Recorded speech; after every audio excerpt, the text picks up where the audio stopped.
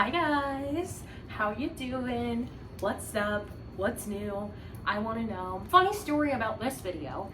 I filmed it 4 days ago, but I just found time to sit down and edit it, and I didn't like how it turned out. So I'm filming it again, and I'm gonna do better this time. Last time I was exhausted, and this time I slept until 3 p.m. today. So today I'm going to be reading some 1-star reviews of my favorite books. Speaking of my favorite books, let's check on her. She's doing lovely. You know what? I feel like having this tattoo makes my arm look way more toned. Like, anyway, here she is. She's so beautiful and gorgeous. She's healing super well. Actually hasn't been itchy today at all, which I think means we're almost there. But yes, in case you didn't know, I got an off of the game tattoo. This is what it looks like. I made a whole vlog about it. So yeah, but she's doing really well. I'm also back in New York, which is awesome. I saw the Maine the other night. That was super fun. I've been vlogging this week, so you'll see that, but I caught a drumstick from the drummer. I'm the main character. Anyway, let's get right into it. I am going to be getting these reviews from Amazon, just because I don't love the way to like see reviews on Storygraph, but I usually use Storygraph for everything. I don't use Goodreads anymore. I am primarily a Storygraph girly. So if you want to friend me on Storygraph, that link is down below. I love Storygraph. So when I was choosing books for this video, I knew I'm definitely going to do Off the Game because that's like my brand. And I definitely want to do I'll Give You the Sun because that's my favorite like standalone novel. But then I was like, oh, I'll just pick like a couple books that I've talked about recently. So I was like, I'll do Love and Other Disasters. But I went on Amazon and I shit you not, there is not one star review for Love and Other Disasters on Amazon, as it should be. So I was like, okay, I'll do the last 5-star book I read. And then I realized that that was an arc and that book is not out yet. So there's not gonna be a lot of reviews. So it's like, okay. So then the last 5-star book I read that's published, and that was The Charm Offensive. So I looked it up on Amazon and there were no 1-star reviews on The Charm Offensive. So I was like, okay, let's go back one more 5-star book, and that's The House in the Cerulean Sea. So my list of books that I'm going to be talking about today are Off the Game, I'll Give You the Sun, and The House in the Cerulean Sea. We're going to start off with Off the Game. So this one says, so many words to say nothing. This is one of, if not the worst books I've ever read. I can understand a book that's all about characters and drama. This book just is so random and pointless. Nothing actually happens at all, and it's so wordy. The characters are totally one-dimensional and ridiculous. You expect us to believe that the main character has lived all around Europe, but also his dad is a mob boss in New England. I don't understand what those two things have to do with each other because he was running from his mob boss dad. Also, Baltimore is not in New England. As a New Englander, I don't like that. The timeline doesn't add up, which would be fine if there was a point. This is just word vomit. I cannot understand the good reviews and would normally not bother with a review, but just felt so annoyed this has such good and therefore bullshit reviews, and I was fooled into wasting my time attempting to read this drivel. Just read anything else and don't waste time on this garbage. No. I don't know about one-dimensional and ridiculous. I mean, ridiculous, yes. One-dimensional, yeah. Maybe 1.5, 1.5 dimensional. This one says, not the greatest. The Foxhole Court fails to grab my attention and is violent, repetitive, and full of too many drug addicts and crime to be a good sports story. I don't know what to tell. If you're looking for a sports story, I don't know what to tell you. Like, Off the Game it's about sports, but it's not about sports. Too many drug addicts in sports.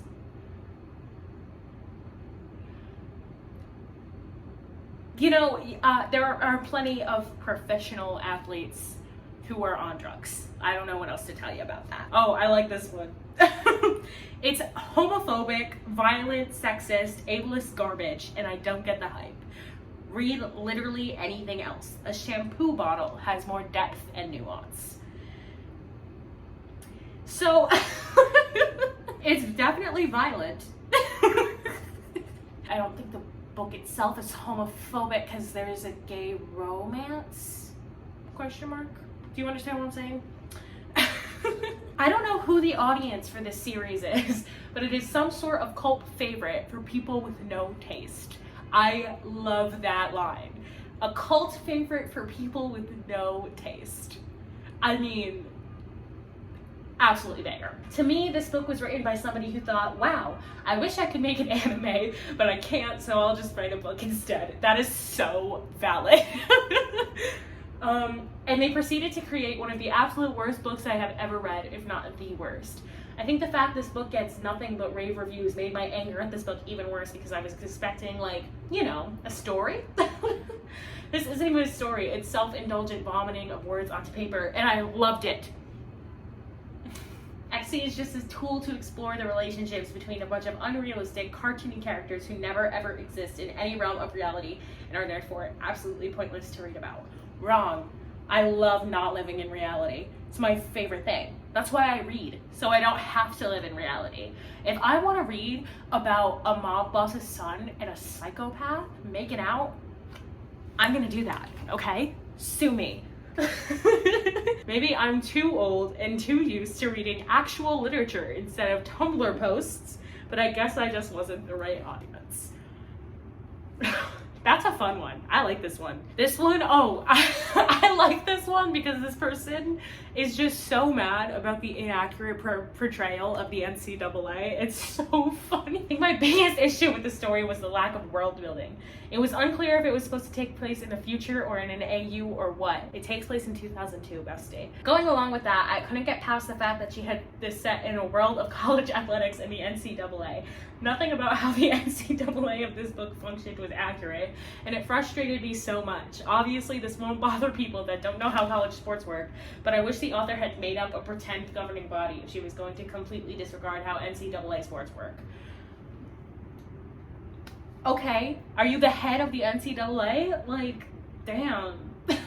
Clearly a lot of people love this book, but I honestly don't get the appeal. A lot of the things that bother me about it are the same things that bother me about most of the fanfic out there, so maybe people that read a lot of fanfic won't be bothered by the things I saw as flaws. I don't know.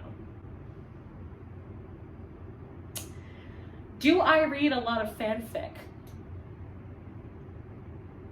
No comment. This next one really had me laughing. It says, where's the relationship/romance? This is a contemporary thriller novel about a young man running away from his mafia/gang father and his obsession with a weird sport. I was disappointed because I thought this was supposed to be a romance novel. As far as I could tell, there was no relationship or romance at all. The sports parts were boring for me. What little plot there was also boring. I guess it was supposed to be a largely character-driven, but they were all psychotic. Okay, so you know what? I'm gonna give this one because, so I'll tell you, I started the Foxhole Court because I saw a Vine edit with Andrew quotes. And that's the reason I read the first book. And I'm pretty sure when I finished the first book, I posted on Tumblr something like, so what the hell? Like, when are we getting this Neil Andrew situation? But it was definitely well worth it, in my humble opinion. I thought this was going to be a tragic friends with benefits college developing romance with hockey. Hockey? Where did you get hockey? Were you thinking of, Check Please? That's the book with hockey, right? Check Please? But it's a nonsense sport filled with nonsense drugs and nonsense mental illness. Yes, that is a major flaw within Off the Game, is that there was basically no research conducted at all. Which, yeah, I just suspend my disbelief, I guess. I love this review. This is so fucking funny. This was a review left on the Raven King. It says, I hate this filth. I hate her gay hate. She's plain and simply a sadistic sow. A lot of alliteration there.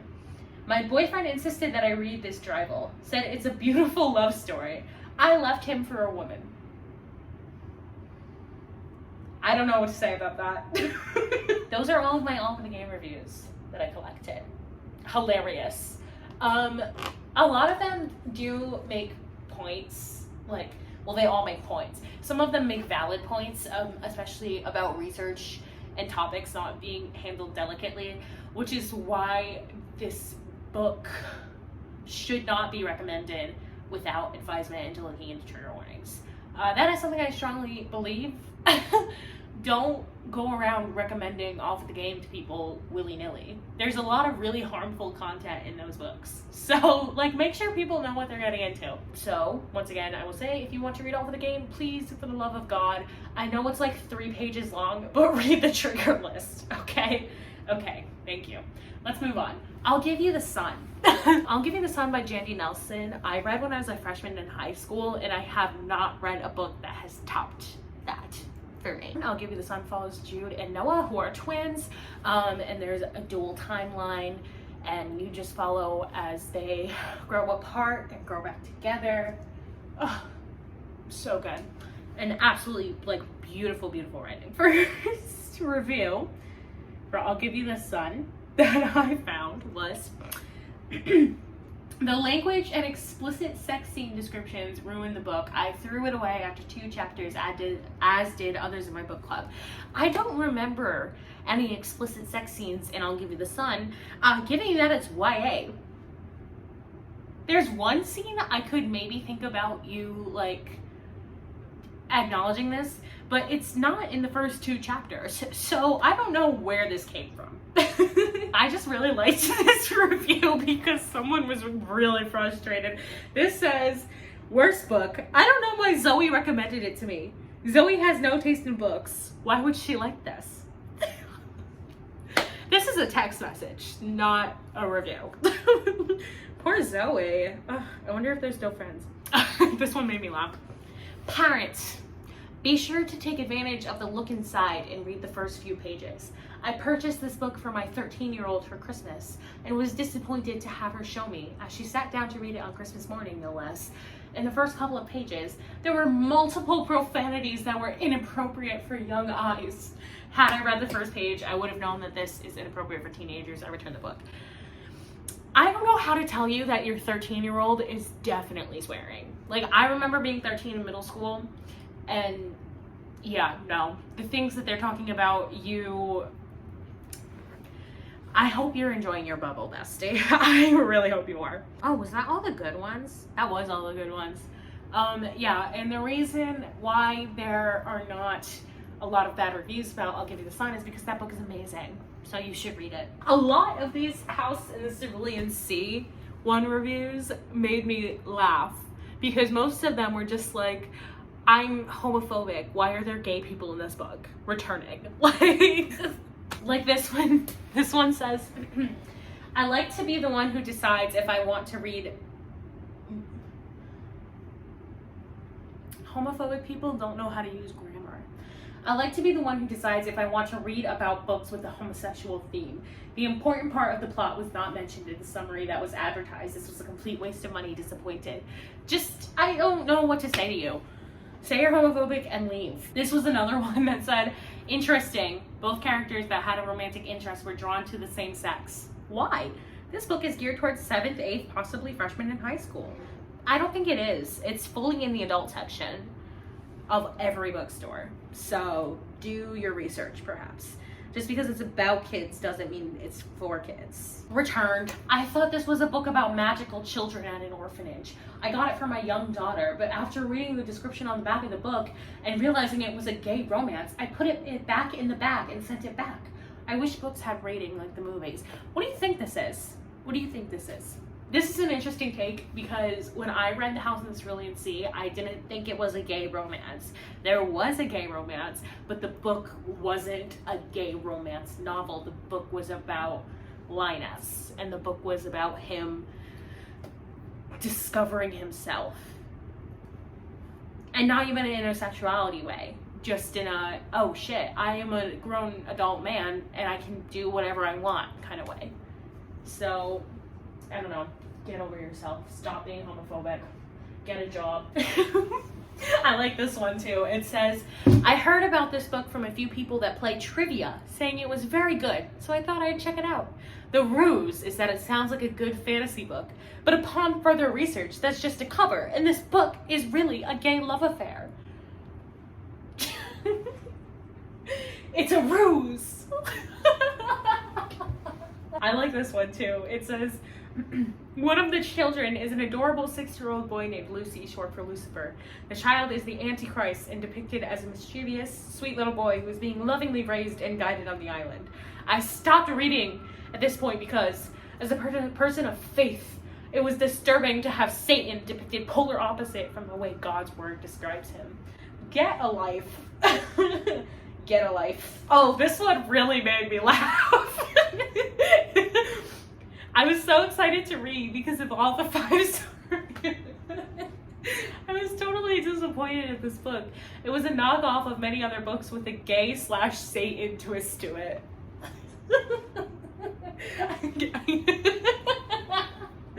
A gay/Satan twist.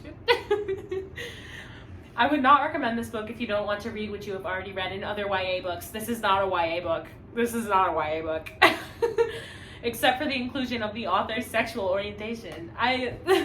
Be careful who you give this book to read. The author took liberties with a lot of taboo subjects quite freely. In my opinion, the title should have been, The House Leans Left and is Falling Off the Cliff. Oh my god. I love when Republicans say stupid things. It's so fun. Okay, let me read some ones that are actually not just from homophobic bigots. Reading this was like eating unflavored, bland oatmeal without the benefit of the healthy fiber. There was no point to this book at all. This wasn't like Harry Potter, thank God, or any other book with a clear plot and portrayal of personal growth and strength. That's literally wrong. Because the whole story is about personal growth. Did we read the same book? It was more like an MM romance where one partner happened to have kids. I don't understand why people are saying this book was a romance. It's literally, there's a romance in the book. The book is not a romance. Some of the magical kids were nice, but some of the kids acted like adults and were very unchildlike. I didn't see that. I lost count of how many times Linus was threatened with death by the kids. Okay, one of them's the Antichrist. This book did not work for me. I was suckered in by the overwhelming number of positive reviews. People, of course, rate a book by how well they enjoy the story, but there are technical details like dialogue, character development, and overall quality of the writing that shouldn't be ignored. I thought those were all good. No matter how charming you might find the story, this book is just not well written. The characters are flat, wrong, happy creatures. It was also a little confusing whether this book is written for children or adults. It's written for adults. It's in the adult section of every bookstore. You guys need to get your shit together. The writing is good, but the story just drags on and on about this sad little main character and how mousy it is and how he's scared of everything. And he overreacts, and everyone he meets has a spine, and they think it's just a sad dude, and they treat him as such. He's pathetic, okay? Sorry, but yeah. When does this main character develop a backbone?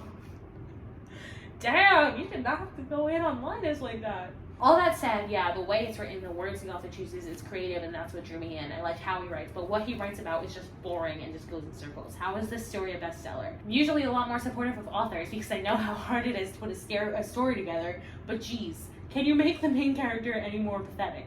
So recommended? Nope. Or you know what? Read the beginning, then return it. That's what I wish I would have done. I bought the Kindle version, so I can't. The return window closed, and I'd love to pry it open with a crowbar. Oh well. Damn, bestie. Poor Linus. My God. You read him. This was super fun for me. I don't know if I said this at the beginning, but I got this idea from Larry Reads, because I'd never read any of the books that she mentioned in that video, but it still made me laugh. So I hope this makes you laugh too. Thanks for being here. That's all I have today. Thanks for coming.